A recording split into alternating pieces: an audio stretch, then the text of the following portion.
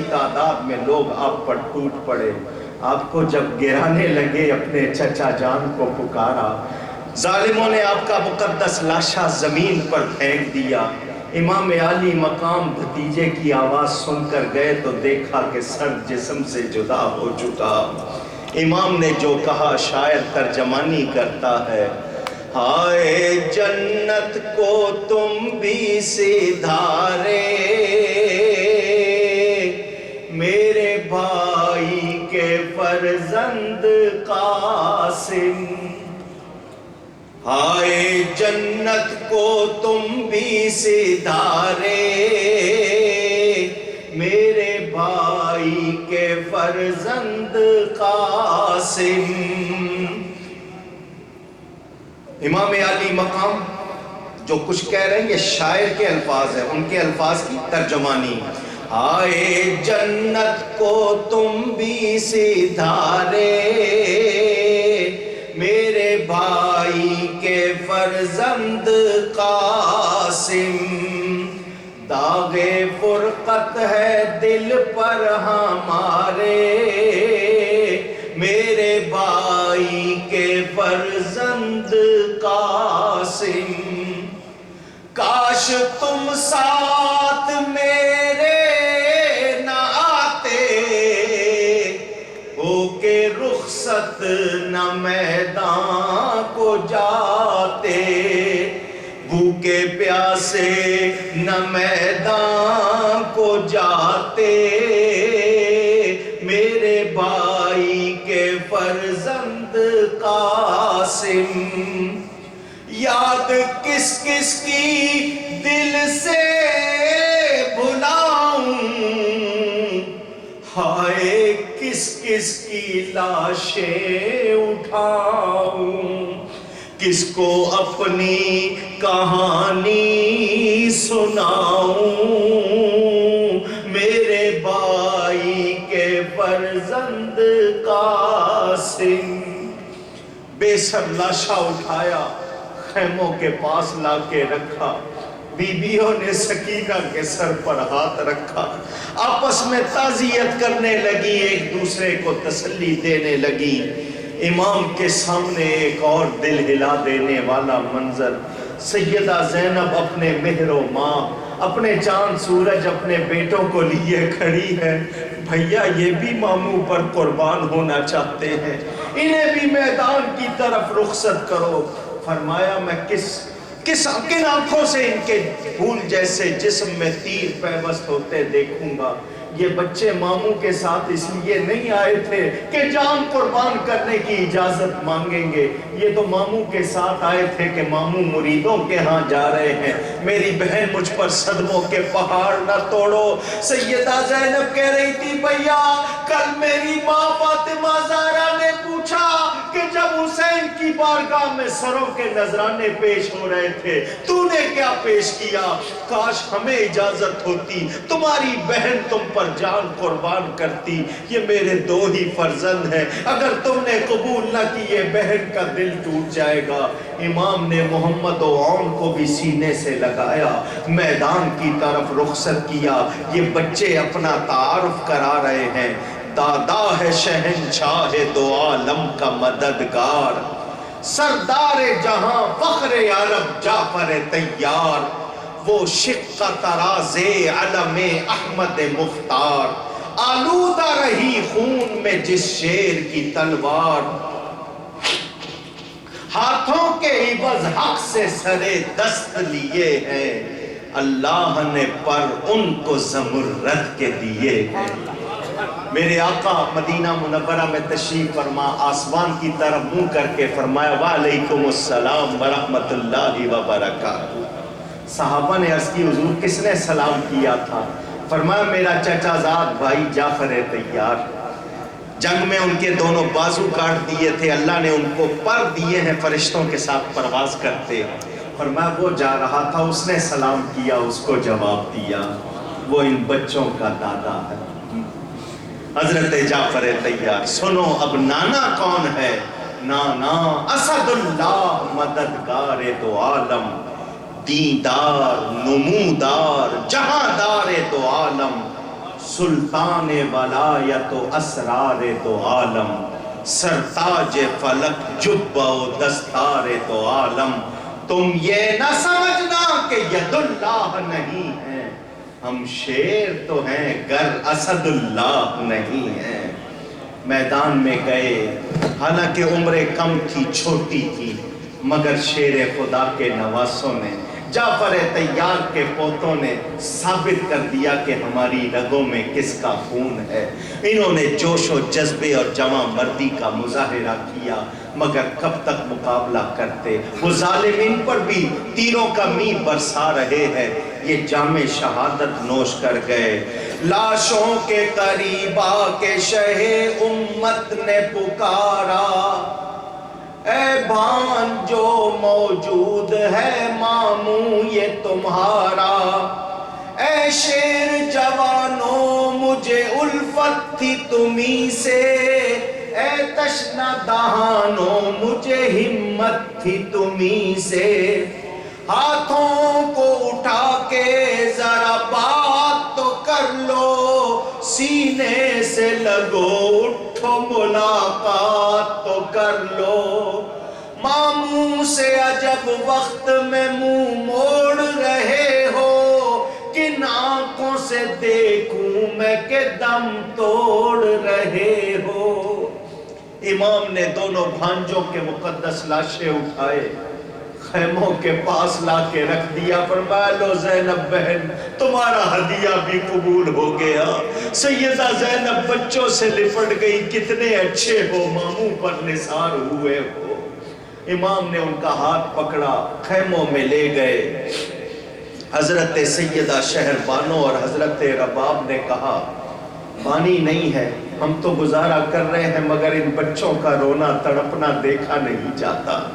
یہ 6 ماہ کا اصغر شدت پیاس سے بیتاب۔ حضرت عباس علمدار جوش میں آئے، افسوس ہم جیسے جوانوں کے ہوتے ہوئے یہ بچے پانی کی ایک ایک بوند کو ترسیں، میں جاتا ہوں پانی لاتا ہوں۔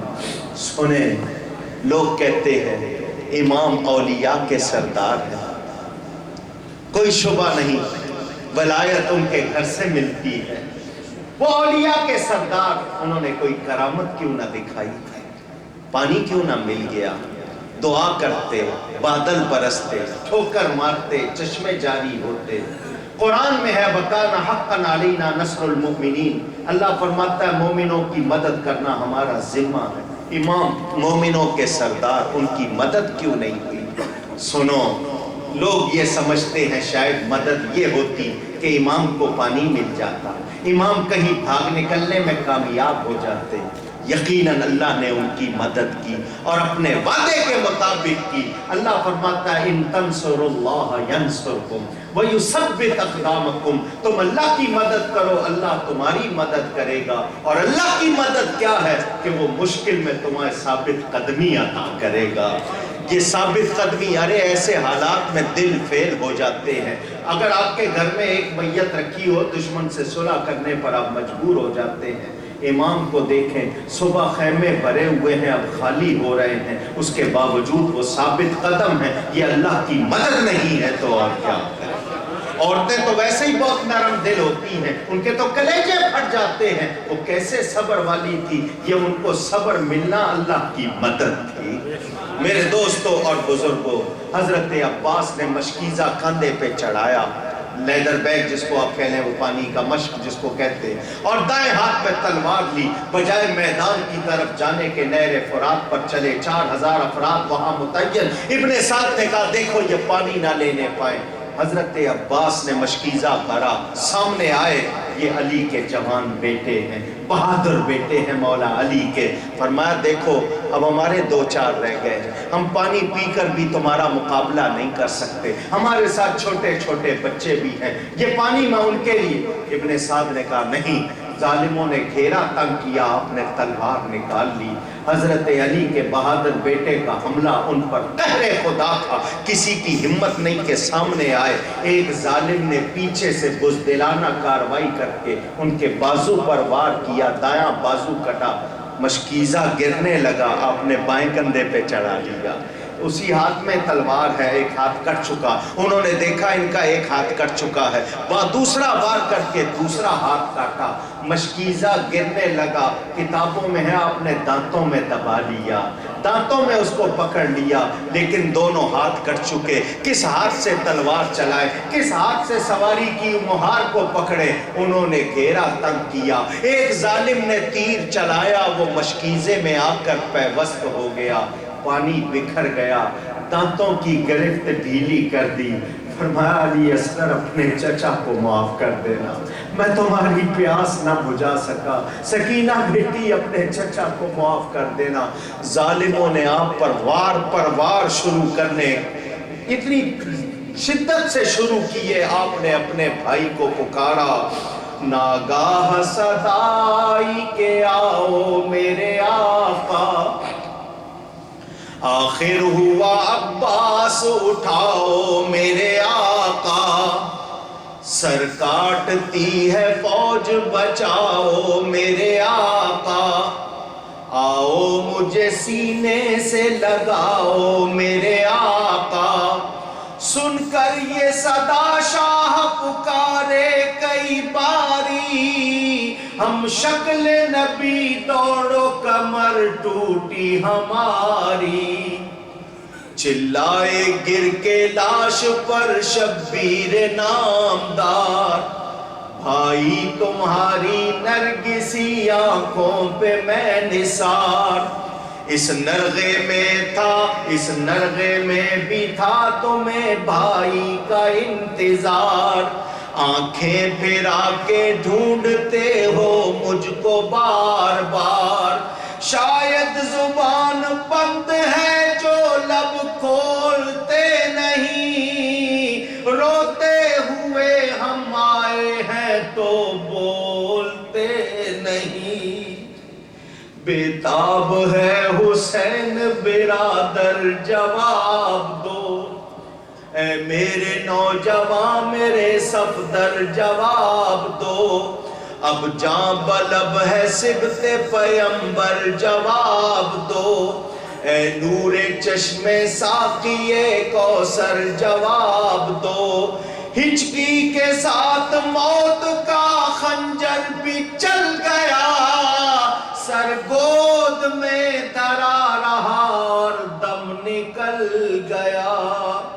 فرمایا انکسر ظہری الان، اب میری کمر ٹوٹ گئی، میری فوج کا جھنڈا اٹھانے والا میرا بھائی بھی ساتھ چھوڑ گیا، حضرت عباس علمدار کے لاش کے اتنے ٹکڑے ہو گئے تھے آپ سے اٹھائے نہ گئے، وہیں چھوڑ کر روتے ہوئے آئے تو 18 سال کا جوان بیٹا علی اکبر تیار کھڑا ہے، امام حسن سر سے سینے تک، امام حسین سینے سے پاؤں تک ہو بہو نقشہ تھے نبی پاک صلی اللہ علیہ وسلم کا، امام حسین کا یہ بیٹا تصویر تھا نبی پاک صلی اللہ علیہ وسلم، فرمایا بیٹا تم سے میرے گھر میں روشنی ہے، تمہیں دیکھتا ہوں نانا جان کی شبیہ سامنے آ جاتی ہے، میں تمہیں اجازت نہیں دوں گا، علی اکبر کہے تھے میں بھی وہاں جاؤں گا جہاں بھائی محمد و عون چلے گئے، جہاں قاسم بھائی چلے گئے، جہاں چچا عباس چلے گئے، میں آپ کے پیچھے نہیں رہوں گا،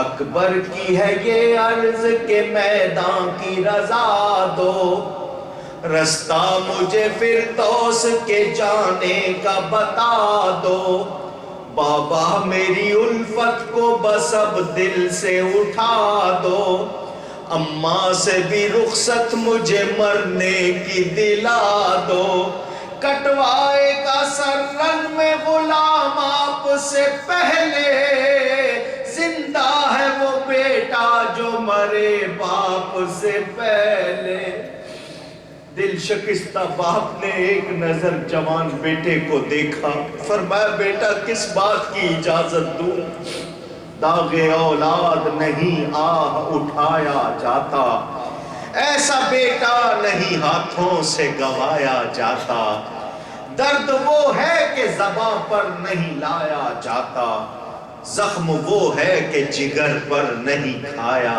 جاتا، داغ فرزند حسین ابن علی سے پوچھو، نوجوان بیٹے کا غم باپ کے جی سے پوچھو۔ حضرت علی اکبر روانہ ہوئے،